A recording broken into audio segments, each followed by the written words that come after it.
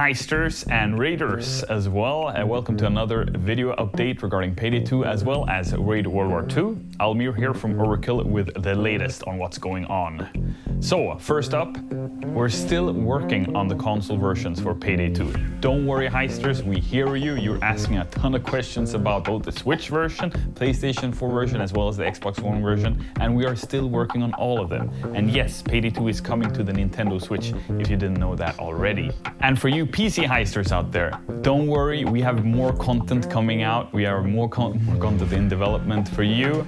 For example, we have the Ethan and Hila character pack being in development right now. We're gonna showcase some previews on that soon. We also have August, the community chosen heister that is being in development as we speak. And of course, we have much more like heists and so on and so forth. But now we're gonna talk about Raid World War II, the action-filled, humor-based co-op first-person shooter set in World War II, the spiritual successor to Payday 2 and the Payday franchise, being developed by Lion Game Line in Zagreb in Croatia. You should know them very well because they made the bomb heists, they made Dragan, they made a ton of stuff for Payday 2, and we are so excited to help them launch this game on September 26th. Right now we have a beta going on, and the cool thing is that currently the beta is closed, but we are opening it up until the end of the beta. So all the way up until September 17th, anyone who just opens Steam will be able to participate in the Raid World War II beta. The beta is going to get more features, we're gonna add more maps, we're gonna add more content, and we're gonna change up a lot of stuff based on your feedback. We really appreciate the feedback all of you have given, both the feedback surrounding what you feel is good with the game, as well as the feedback surrounding what you feel is bad and could be improved with the game. All of it is super important, and we really want to make sure it comes out to you that we care. We really care about your feedback, and we want to show that by making implementations and by changing things up so you know that we listen. And remember, heisters as well as raiders, that Lion Game Line have the Overkill DNA. These people know how to make games as service content. Very much like Payday 2 has been in development for the past 5 years together with you in the Payday community as well as us, the Payday developers. Lion Game Line will work on Raid World War II continuously with you raiders out there and make sure together with you that it's going to be the game that you want to play. Last but not least, German raiders, we finally have some good news for you. The open beta is also available for you. After a lot of work, tireless work together with Valve and Lion Game Line, we have finally been able to make it accessible for you guys. So just jump right in, start killing some Nazis and steal that gold. So to summarize, the open beta starts today for German raiders and everyone else as well. So make sure you jump in, invite your friends and have some fun. And what better way to celebrate this and end this video than with the second episode of the Dev Diary for Raid World War II.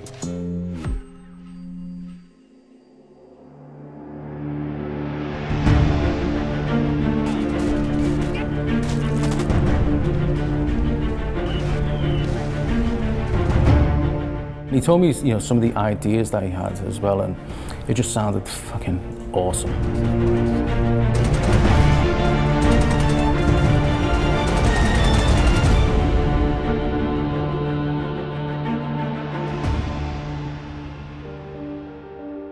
World War II is something I don't know why I've always been fascinated and interested by. I like the things that happen that nobody knows about, like the Amber Room. Where is the Amber Room? Where is all the gold that is hidden? All the paintings, all the artwork, stuff that we don't have answers on. That's what intrigues me most of World War II.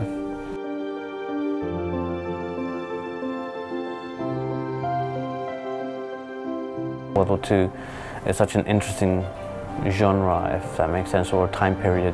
The science that went behind it is incredible. There was gold that went missing here and there, and there's legends, the Nazis going to different parts of the world trying to look for things, They were in Egypt, they were looking for the original Aryan race down in somewhere in the Middle East, apparently they were in South America, there's so much interesting things around that period.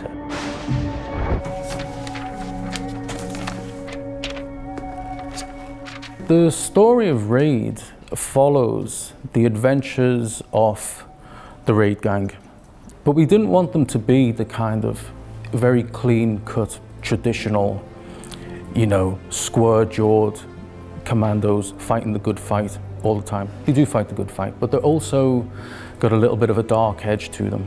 So these guys are all languishing in a Gestapo prison at some point. The Nazis have got them. Mrs. White, being this, you know, kind of enigmatic, powerful character who's got a network throughout Europe, she needs to put together this team of these badasses, but they're also wanted in their own countries. So if Sterling goes back to England, he's going to face the hangman. If River goes back to America, he's going to the electric chair, and so on. So she gives them this choice. She says, right, fight for me. You're never going to be heroes. You're never going to get the medals. You're never going to get the parades or anything. No one's going to know about this stuff. But you will be freed. You know, whatever you did before, it'll be forgotten. You'll be able to go home. And that appeals to these guys. And the other thing that appeals to them is that this is kind of war where the gloves are off. So the Nazis have got a lot of gold and a lot of treasure and a lot of loot. So these guys are like, well, we can either get shot in the morning, or we can go out and we can kill Nazis and we can steal gold and we can set things on fire and we can blow the shit out of things. And that sounds like a pretty fun thing for them to do. So that's what they do.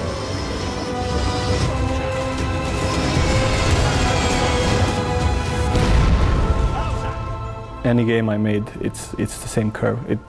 It's an emotional, like, oh my god, it's gonna be the best.